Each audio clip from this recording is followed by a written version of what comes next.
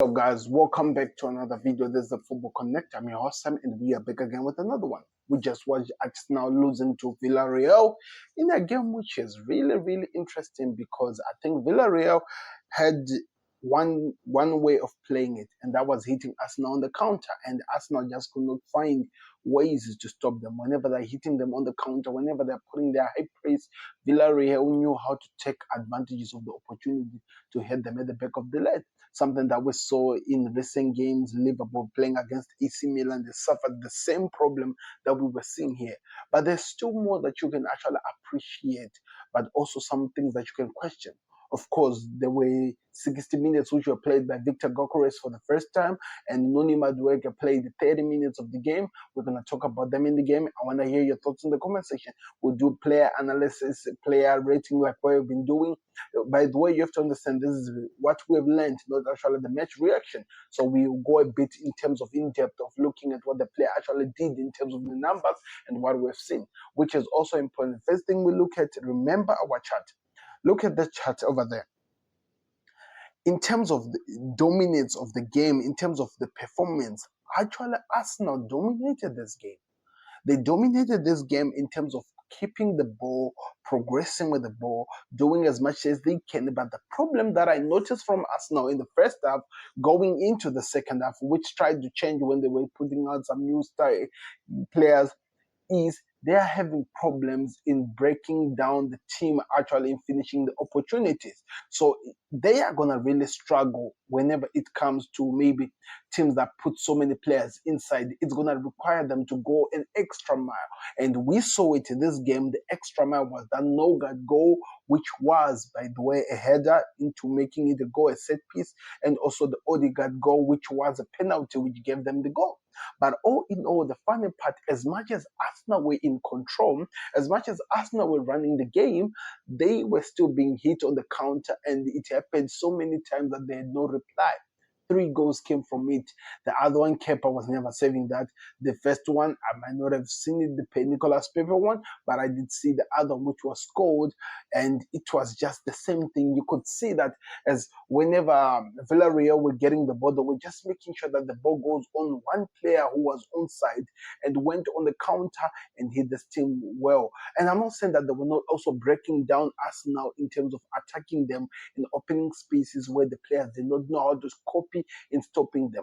You could see that, Declan Rice was missing in the first half. He could have helped with his energy, playing with the also players who could offer more. We saw Wenyeri trying to do, but in terms of actually pressing, something that we see from Martin Odegaard was not really clear in that game. We saw Saka trying to do something, but the players were coming in multitudes on him to make it difficult for him to do anything. And what they were doing on the other side when it comes to Trossard, to Martinelli, give him the ball, and he was not producing enough going forward. And that's one thing that we saw that Arsenal really struggled from in the game. But no, but I don't think anyone saw this game coming. Keep your head, one of those games in which you were struggling. Saliba did not really have a good game, just to say a good game. It was not easy, it was demanding. But let's talk about the game. First of all, the goalkeeper. You know how Raya likes to go forward, how he likes to attack. He was some goals were scored. He did not really perform so well. Ben White, you can still see that he's trying to come back from that injury he was in, but he's also good. Mikel Arteta is trying to hurry him up because he's one of those lieutenants that he trusts the most and he believes that can produce in the game. So hence why he was putting him. You can see in the first half, really, in terms of clearance, it was 1 tackle, 1 touches, 82 in the game. Key passes, only 1, which I think he did, and he was blocked well. And the long ball, which was 1, ground jewel was 2. He won 1 out of 2, and that was it. Position lost 4 times. He still needs to really get back into the game so that we see what he's capable of doing. Saliba, on the other hand, he was playing at this position which we're used to seeing. He had 1 clearance, also 54 touches, 1 key pass, 2 long balls. In fact, what two of the three long balls, one were actually accurate. Ground duels, he won none and he faced two, and the position lost two times, he committed to two fouls, and it was not really the Saliba you're used to, maybe because he was not playing next to Gabriel. He struggled for that. Kivio, on the other hand, as you can see, the rating is really very, very low. He was all over trying to help in attacking. He had three clearance, two tackles, dribbled past once, touches that he had was 43, as well as long ball. He had three, but all of them were just hitting back. No, none was successful. Then also ground jewels, he had one area jewel, which was one which he won five ground jewel and only won two. That is a problem for a player who's supposed to be the partner to this team. Defensively, Arsenal are always good, but it was easy for them to get exposed to there. Lewis Kelly on the other side, I think he was the one of the best lights that was sparking in the games when he does his inverted fullback that he does. He was really helping. Maybe that's why maybe it was really exposing what's his name? Kivio, because mostly Lewis Kelly had to tuck it in and then coming back whenever they're under attack, it was taking time. And when you look at it, what he did, he played 77 minutes. Of course, interception was one. In terms of tackles, dribbled past nothing, 57 touches, and the accurate passes were about 74%. Ground jewels, which he won, way 10 out of 11. So he was actually the best player defensively in that whole entire team of Arsenal. Position lost, he lost it three times, foul one, and he was fouled seven times. So he was the threat in the game, and he dribbled past three times and he was successful in all of those. He had a shot which was blocked, as you can see on the list. So he was actually the light that Arsenal were missing in the game. He actually offered more, and it is clear, it has actually been seen by what he was offering them. The other problem that Arsenal had was Mikel Morin in the midfield. Even though he was appearing everywhere, he had a shot which the goalkeeper saved properly, which was the only one that he hit, or was it a header? And the goalkeeper saved it. He played 90 minutes, by the way, 42 touches in 90 minutes. That's a problem. Key passes was one, cross accuracy 1 out of 4, long ball accuracy he had none, but there were shots on target 2, and successful dribbles were 2 out of 2. He won all. Ground duels, there were 10 he faced and he only won 5, and the area duels he faced 2 and he won none. Position lost 10 times, fouled 3 times, and he was fouled. He fouled people 3 times and he was fouled once. Clearance 1, interception way 1, tackles 2, dribbled past once.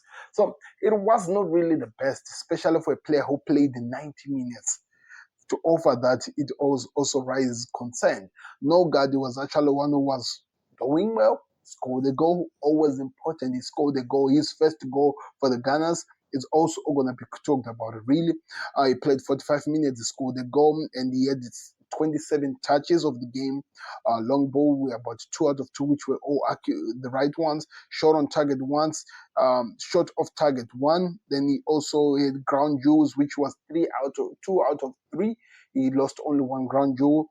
Then in terms of interception, that's what you want to see from your player. But he is also a DM. We want to see him offer more in the DM position. Ranwery, the guy who celebrating his new contract, right? If I'm not mistaken, he had shots which was blocked well. It did not go for him, and there was a time he hit a long shot which was saved by the goalkeeper. Then also the other one that he hit, which was off target. Then the other one was really blocked. 62 minutes, so he was actually given a few minutes to play more. He had 37 touches. In terms of successful passes, were about 75%, which is okay. He key passes 1, crosses accurate. He had 3, none were actually accurate. Long ball accurate was 1. Then it was shot on target 1, shot off target 1, shot blocked once, and it was dribbled past. A dribble which were successful were 5 out of 9 times which he had attempts. Ground jewels were 15 and he won 8 out of 15. So that's not really bad.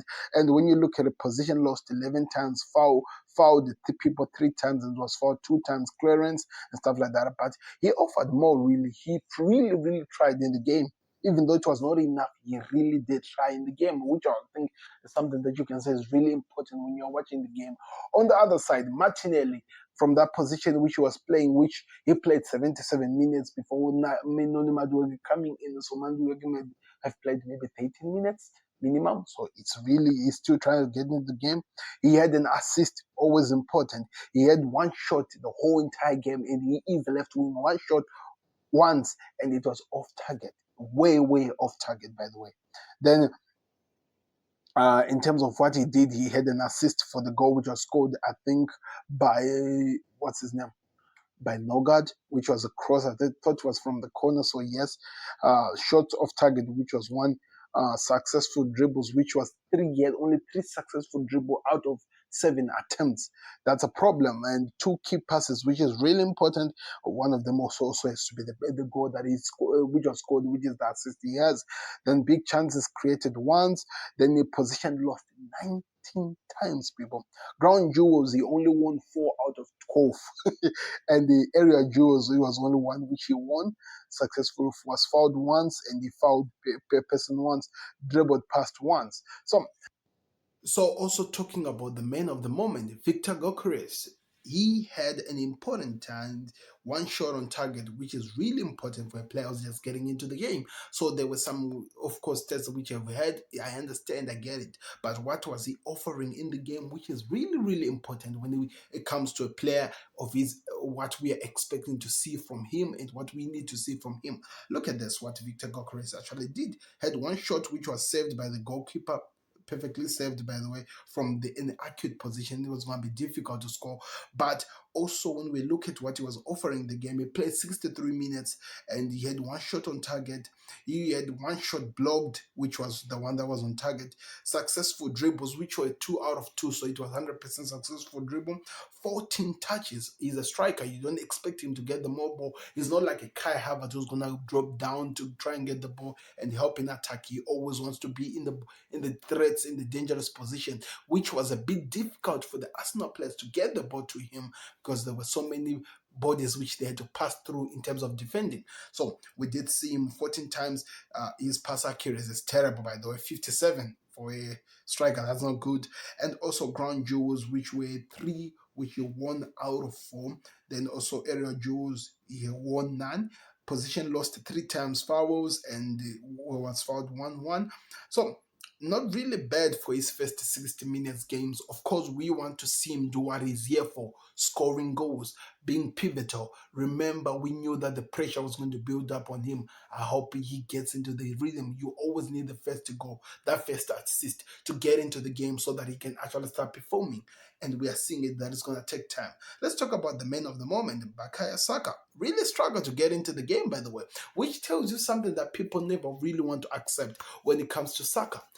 Kai Havertz with Saka is very, very pivotal for Bukayo Saka because he has opportunities to actually link up with the players. And also, on top of that, he did not have Martin Odegaard in the game, which meant he didn't have that player who comes in to help out in terms of being the body, in terms of which he can pass by to get into the attack. But anyway, you might not believe me on this. Let's look at what he actually did in the game. Played 60 minutes, goals and assists, nothing, of course. Shot on target, 1, and successful dribbles, he had 2, and he was all successful. 69 key passes, which he accurate passes. 27 touches, not really far away from Gokeres. Key pass, which was 1, and of course crosses, which he tried 1, it was not good. Long ball, which was 1 and was successful. Ground jewels, which he won, were 3 out of 6, so that's not terrible. It's a 50-50%, but he lost his position 12 times, and he was fouled once, and he was offside once. That's what Bukayo Saka actually offered in the game. Of course, we would want to talk about the other ones which came as substitutes. I won't really get into those because they didn't get enough opportunity to show themselves, to prove what they can do. But this is what the team of Arsenal actually offered in the game. Player by player, what they did in the game, it is really clear. Let me hear what you thought of the game, but that's what we've learned. I think Mikel Arteta still needs to work on this, and I think that's why the pre-seasons are very important. It gives them the opportunity opportunity to fix those mistakes and try to get the team really playing the way he's expecting them to play. Because if he doesn't, oh man, it's gonna be a long season, and we're gonna be there for it. So click the like button, subscribe to the Football Connect, the best way you support us here at TFC, because we are also gonna be giving you information and everything that is happening. Transfer news coming up both on TFC as well as TFC LFC. So go check those two channels out and go like and follow us on YouTube, as well as you can find us on TikTok and other platforms like Instagram as well as X. Thank you very much for watching. I've been your host Sam, and I'll see you on another one. We are out. Peace. Subscribe to the Connect.